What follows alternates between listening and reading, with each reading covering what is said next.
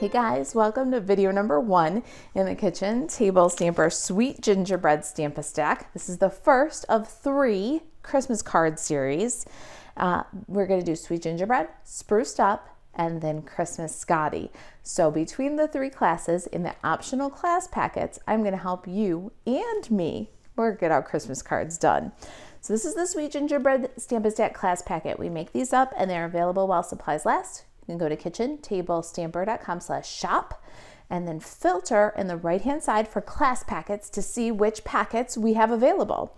This is the Stamp-A-Stack class. It makes 10 Sweet Gingerbread cards. Of course, you could switch out the Sweet Gingerbread bundle if you want to and use different images with the kit, but we're focusing on this Sweet Gingerbread bundle. Our first card in the series is Have a Sweet Christmas, and our Stamp-A-Stack makes 4. Video number 2 will be Sending Love, and our Stamp-A-Stack makes 3. And video number 3, the final one in this series, will be Have a Sweet Christmas. And this Stamp-A-Stack makes 3 of that design for a total of 10 cards. Now you might say to yourself, well, why does it make 4, 3, and 3? Well, because these are Wonder Recipe card classes. They're one-sheet wonders, 6x6 one-sheet wonders. And we're going to take Wonder Recipe number 20. It's a brand new Wonder Recipe cutting diagram. And Wonder Recipe number 12, and make all the pieces that we need, designer series paper, for all 10 cards using this diagram. So our red card, you can see we're using 2 different designer series papers here. In your Sweet Gingerbread Stamp-A-Stack class packet, you get a quarter of a package of designer series paper cut in 6x6. You can choose any patterns you like. I'm going to stick to the ones that we used for the samples. I think they turned out great, and then I don't have to recreate. But if you wanted to do any of the other wonderful patterns, you get 2 each 6x6 sheets. So you can use any combination you want. That would be a really awesome combination. So you choose your designer series paper, and we're going to start with 2 pieces. We're going to choose one of those pieces and we're going to cut it according to Wonder Recipe number 20 modified. I'll show you that in just a minute. We're going to cut our other piece according to Wonder Recipe number 12. All right, so these one-sheet wonders are a great way to efficiently use your cardstock or your designer series paper. I mean, it's very hard sometimes to cut the designer series paper. You say to yourself, well, you know, what if I don't like what I did? Or what if I don't like the way I cut it? What if there's no more? Well, the Wonder Recipe gives you the confidence to go ahead and just cut the paper and know that you're going to get great results. So the first thing I'm going to do is put my designer series paper in the trimmer and cut off 2 inches. We're going to set that aside because it will get turned into 2-inch squares. Now we're going to rotate this, and we're going to cut in half at 3 inches.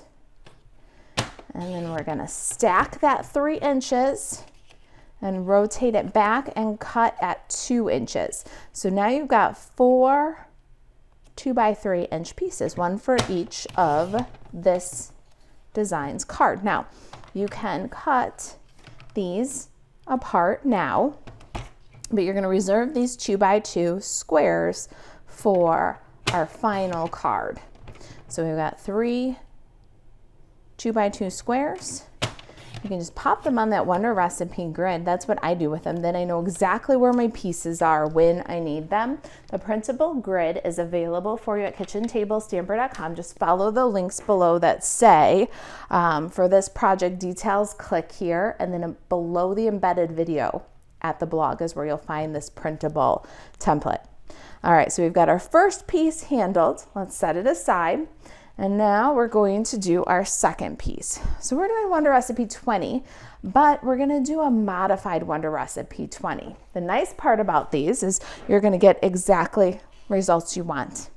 You're going to get good results every time, and you're going to get good results every time, predictable results every time. There's lots of layouts for using these. You're going to get the most efficient use, the least amount of scraps. And we're just cut off 2 inches there. And we're gonna hold on to that one for just a minute. Now we're gonna rotate this one and cut 4. So we've got 2 by 4.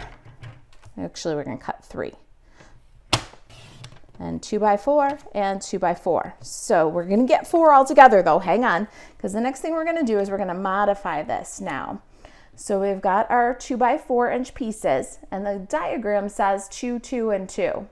3 2 by 2 inch squares, but we don't want all of our cards to look the same, right? The nice part about these diagrams is you're always gonna get predictable results, but you can modify to make the cards all look a little bit different. And so we're gonna leave this one 2 by 4, and we're gonna have a little scrap left over. All right, so let's grab our 2 by 4 pieces off of Wonder Recipe number 20. We're gonna leave our scrap for another day, or pop that right back into your kit. And then let's grab the Wonder Recipe number 12 pieces. We're gonna grab all the 2 by 3 inch pieces and just reserve these. You'll see, we'll come back to them in video number 3. All right, our card kit makes 4 copies of this card. So when you get your kit, you're gonna find your die cutting and punching done for you from any general die sets or punches. You're gonna find your cards cut and scored. You get an envelope for every card, and the envelope contains the pieces. So we want these real red cards. There's 4 of them. And we also want the basic white cardstock from the back of the kit. All right, we're gonna pop the rest of these things, and our soft suede. We're gonna pop the rest of these things right back in the kit. And now we're going to take our real red card bases and we're going to emboss them. Now we don't emboss card bases for you. We leave that for your choice. We would have to emboss hundreds and hundreds of cards, and we just can't do that. But I chose the Whimsical Woodland 3D folder.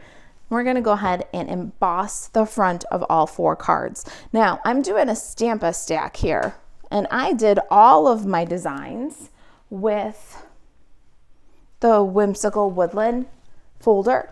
So if I'm doing this like you, maybe you've got the kit or you cut your own kit and you're following along with me, I wouldn't just do the one or even the red ones. I would go ahead, while I've got my die cut machine set up for embossing, well, I've got the folder out, I would go ahead and emboss the front of all 10 cards.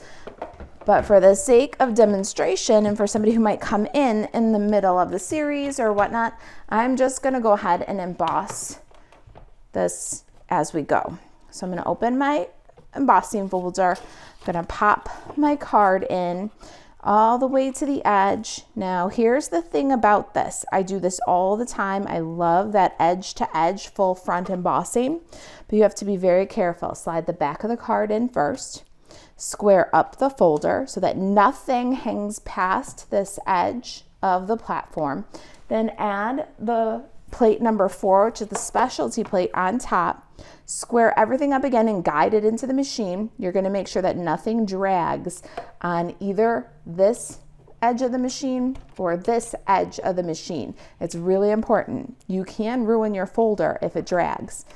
Now, if you're not comfortable doing this, you can cut a piece of real red cardstock, maybe a 1/4 inch smaller, like 4 by 5 1/4, and you can run just the panel through the machine and emboss and then stick it onto the front of the card. So the technique is your choice. We're doing it this way for this particular kit, and but you can definitely add a panel if you're not sure about running the full card through your machine.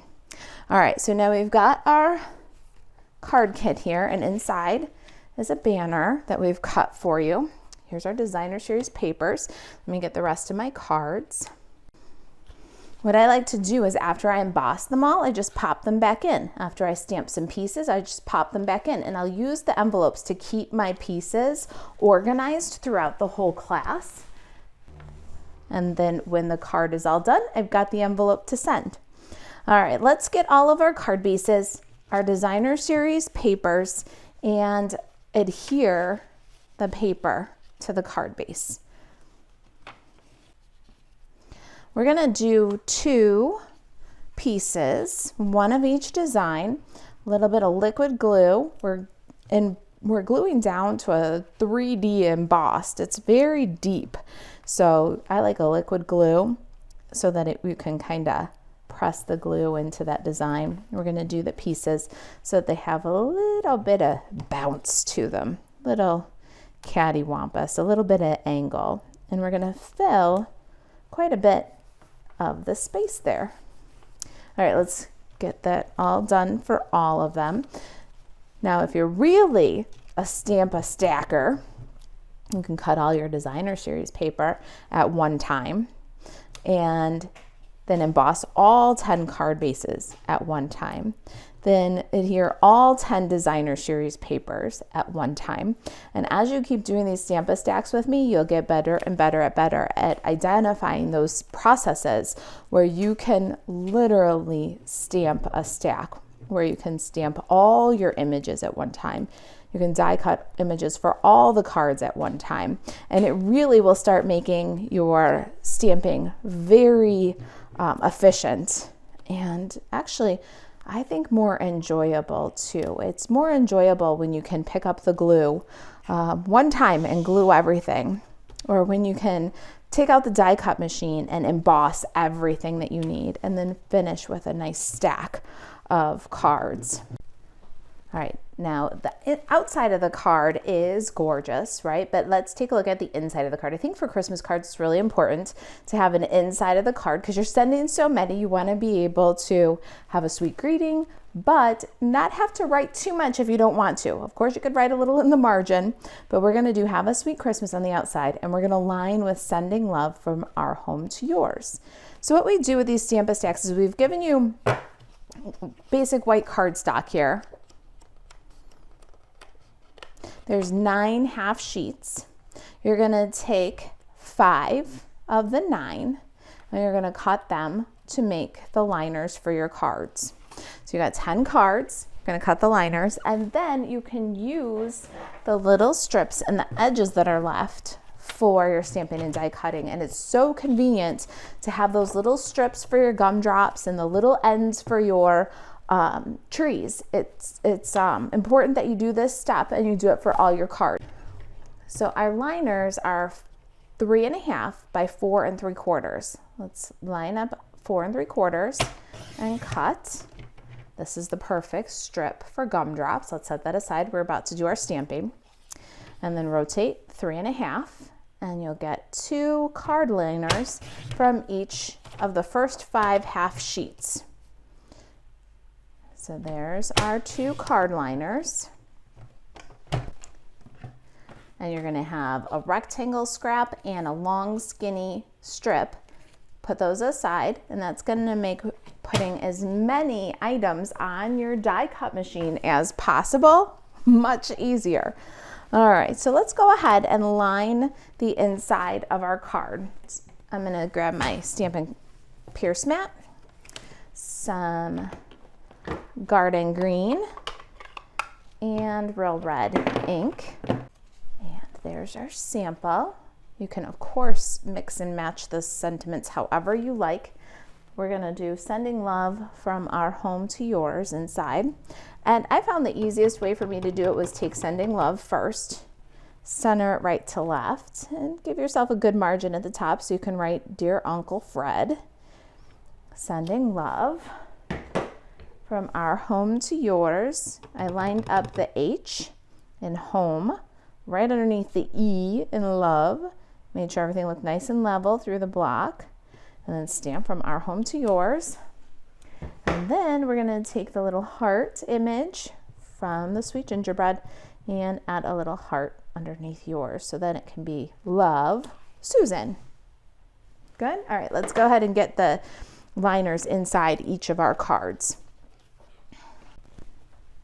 I'm going to use some multi-purpose liquid glue and just scribble in, line it up centered.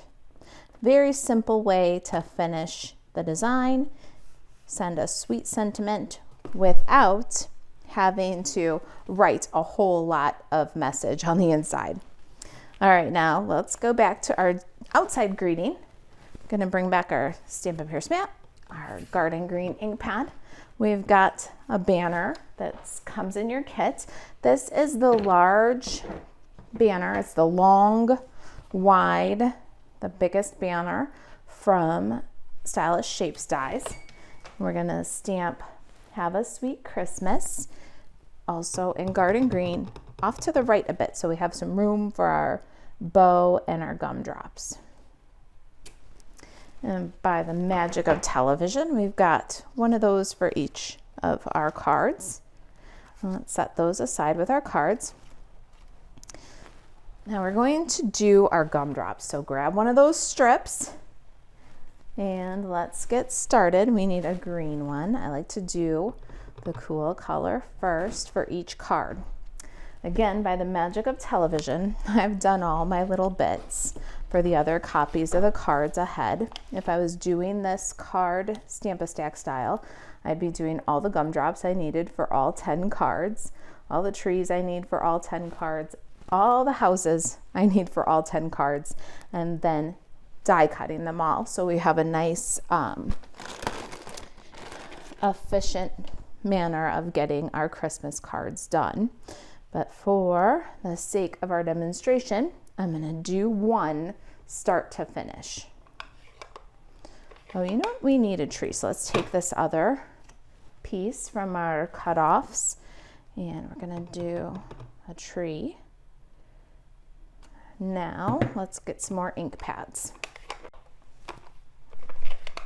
All right, here we have Real Red, Sweet Sorbet, Crumb Cake, Soft Suede, and So Saffron. All the list of the colors is on the project sheet. You can follow the link below if you're watching on YouTube and go to the project details, click here.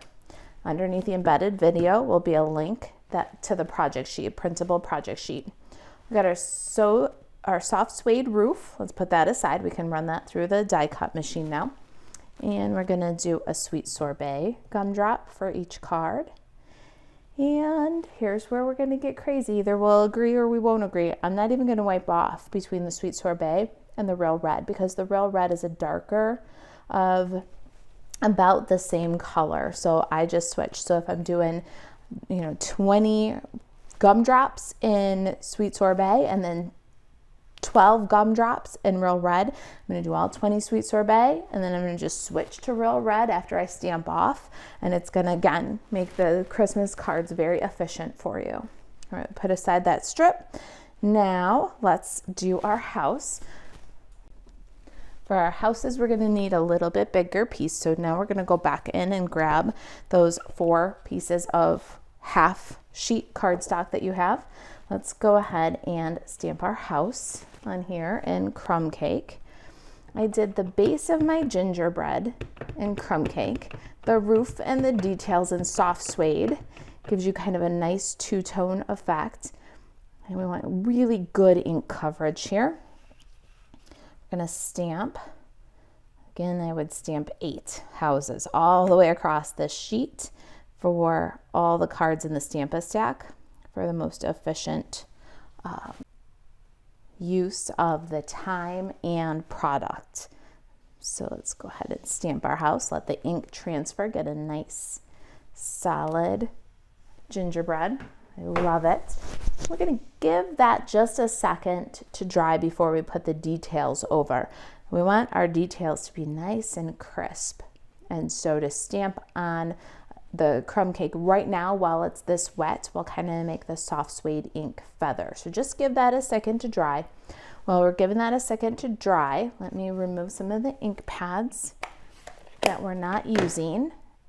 And then we'll bring in our windows and door details. I love this 2-step stamping. You're going to ink your windows in So Saffron. And then just looking through the stamp from the top, take your time. You want to make sure that the little round top edge on both windows is lined up nicely before you press down and stamp. Take your time, find your landmarks for perfect two-step stamping. And then same here, you want to make sure that that little arch fills right in the open space. Let the ink transfer. And there's our two-step windows and doors. Next up, we'll take our So Saffron. I like to do the window door detail first because that'll give us the best landmarks for placing the little scroll. There's our door and window details. Now when you do the scroll, you'll ink up and soft suede and then line up the edge of the photopolymer stamp set. The very end of it is going to be just above the window detail. That gives you the scroll in the perfect place. It's high enough above the windows, but it's not so low that it touches. It's low enough for the roof so that nothing covers, but it's just perfect placement.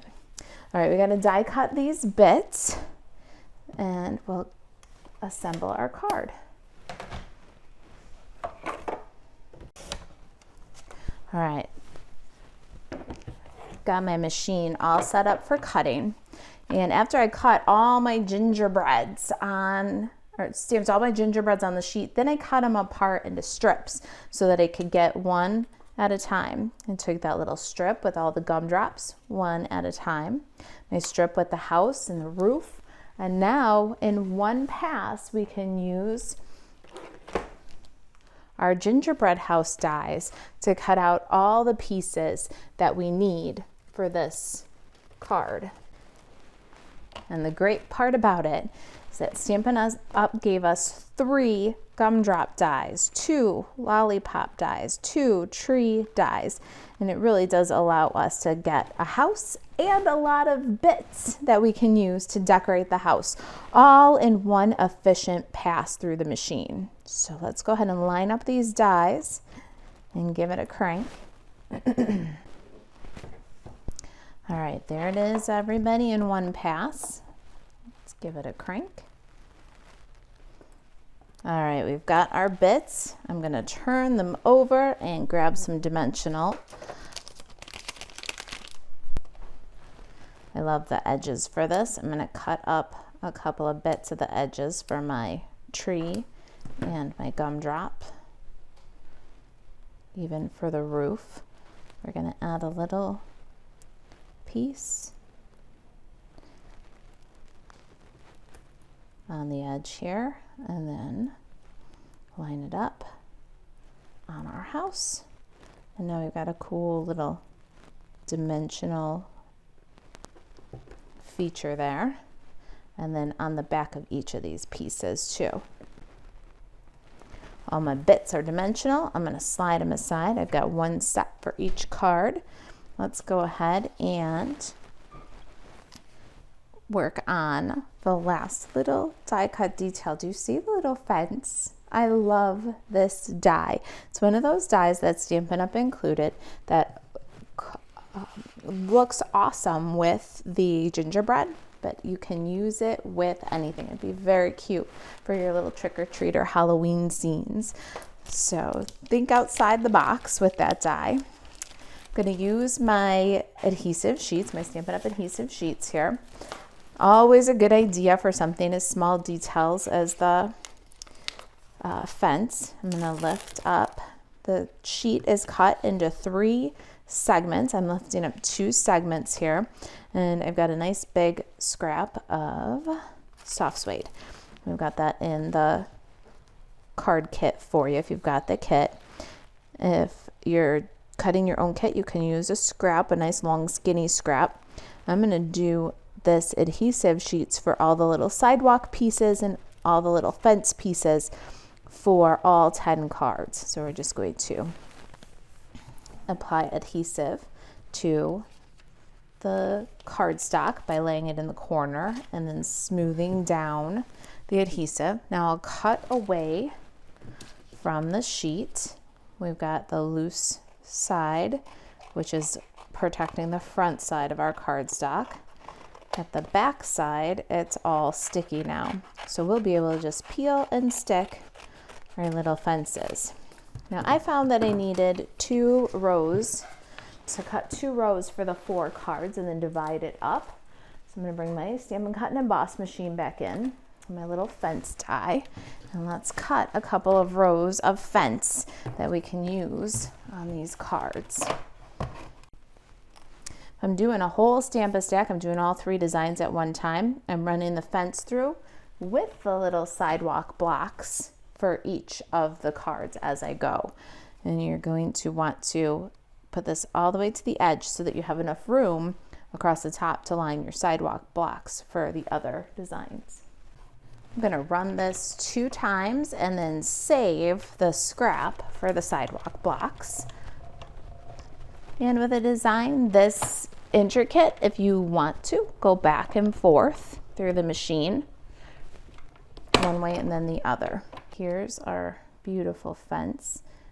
We're going to just pop that out or pop that loose with a take your pick tool.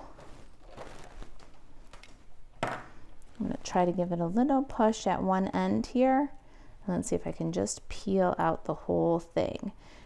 I don't want all the bits to be stuck inside the die because they're much easier to weed from the cutout piece than they are from the die. When these little bits get stuck in the die, you have to kind of push along and pop them out. But if they come off of the die with the little fence piece, you can just peel away to weed. So I'm going to weed this out, cut again, and then I'll be right back to finish up the fence. All right, here it is. I love peel and stick fencing. Let's go ahead and push that out of the die and try to take it out of the die with as much intact as you can. It's much easier to weed those out if you've got it all intact. Now all of this is left for your little sidewalk blocks. You'll have plenty of soft suede for those in your kit. All right, so we've got our card and our sentiments. They've all got their insides stamped. Let's add our outsides first, or our sentiments to the outside first. Got some liquid glue, and we're just gonna scribble a bit and then adhere it so that it ends with a little bit of designer series paper showing and maybe a finger space from the edge there, nice and level. And we can add our little house. And the house is going to end right about at the end of sweet there. Don't cover up your stitches. If you find that your chimney is a little bit too close to the edge, give it a little shift or dry fit to make sure, whichever works for you. You want to make sure that you don't go off the top of the card. So let's do that for all 3 of our copies here. If you want, you can put the adhesive on both pieces at the same time so that you've got a little bit more. You can shift a little bit more quickly if need be. You could slide a little more quickly. And there we go. All right, 2 down. All right, the next thing we're going to do is add some fence. So I'm going to just roll this against the pad of my thumb, and I'm going to peel the brown away from the white. Do you see? I'm pulling the white back, the brown forward, and all of that little junk is staying with the white. Now we've got a nice clean little run of fence here that we can use on our cards. See? All weeded, all in one step. Pretty awesome, right? I'm going to cut 2 little rows of fence off of here, nice and clean on the cutoff, and add that to the right side of my house. And then I'm going to trim off the extra right here and get a nice smooth end post. And I'm going to go just past the end of the greeting. So what do we have here? 1, 2, 3, 4, 5. 5 little round top posts there. And then I'm going to cut that off nice and straight. And put that against my house. Let's add fence to the rest of the houses just the same way. All right, we've gotten as far as we can with our first fence, so now we're going to peel the second one. And you'll have a little bit of fence left over from your second one once you finish your cards. All right, I'm doing my last little bit of fence here. So what I'm going to do is leave some of the tail, not peel it completely for the second piece. I'm going to line up the last bit of fence, cut off the excess, get it nice and straight along the house there, ending at one of those tall poles. Now I can just fold that back up, cut it off, and then pop this bit of sticky fence right into the stamp set. And I can use this on another card. It's all ready to go. All right, let's grab our gumdrops and trees. Those are already sticky already. We've got dimensional on the back of them. We're going to add a little tree. I like a little angle. I think it's kind of fun. And then a red gumdrop and a green gumdrop. And a sweet sorbet gumdrop for each card. We'll do all of those. Don't cover your greeting. In your kit, you're going to get a quarter package of this awesome red and green, real red and garden green 3/8 inch ribbon. We're going to add a bow onto each card. Now you want to tie a nice little petite bow. It's 3/8 of an inch. It's kind of sheer, but we don't want a honking bow on our card. So you'll see that I start with a very little tail and I just fold, swoop over the top where you're holding the loop. You're going to tuck the tail through and then pull. So loop, swoop, tuck, and pull. Then hold the center and adjust the tails. Pull the ears, hold the center, adjust the tails, and get a nice little petite bow. You can trim the tail and correct the angle or clean up the edge. And then cut away from the card because we wrap it up flat pack on a card for you like this. If you keep it on the card as you're cutting, you'll have absolutely no waste. So all that we're going to throw away from our ribbon is just that end that we had to correct. So just a little cutting tip to get lots from your card kit and from your ribbon spools. Let's add that to the card with a mini glue dot. I just put one right on the back of the knot and pop it up under your gumdrops. Don't cover your greeting. Last step. In your card kit, you have these awesome adhesive back seasonal sequins. And you are just going to mix up and match whatever colors you want. Add a couple of sprinkles and some sparkle. I'm going to do sweet sorbet and garden green on my cards. One big one, one small one. Just like that. And this will finish up the first design in the Kitchen Table Stamper Sweet Gingerbread Stamp-A-Stack. All right, guys, there they are. Have a sweet Christmas. I did the red bow and the sweet sorbet sequins kind of in a triangle placement. Green bows with green sequins. Got 4 cards of our Stamp-A-Stack. I'll see you in video number 2, where we'll make Sending Love. This is a 3 video series. We'll end with Have a Sweet Christmas. Then we'll have stamped a whole stack of 10 cards. All right, if you've got any questions, email Marisa at kitchentablestamper.com. And to shop 24/7, buzz over to marisaalvarez.stampinup.net to see if there are still card packets available, class packets available for Sweet Gingerbread. Buzz over to kitchentablestamper.com/shop and then use the selection, the sorting menu on the right-hand side, drop down to class packets. You'll be able to see if we have these packets still available. Thanks for watching. I'll see you in video number 2.